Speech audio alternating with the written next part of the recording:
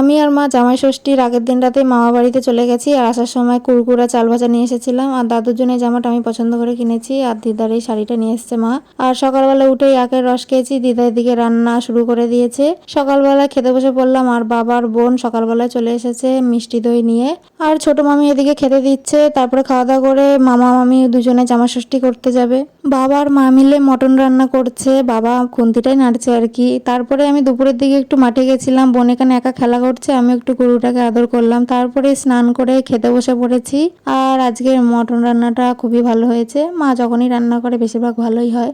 যাই হোক, সবাই মিলে খুব মজা করে খাওয়া দাওয়া করলাম। তারপরে আমি দিদাকে বললাম একটু আম কাটতে, দিদা আম কেটে দিল। তারপরে একটু রেস্ট নিয়ে রেডি হয়ে বেরিয়ে পড়েছি। এখন বাড়িতে যাব, আজকে আর থাকবো না।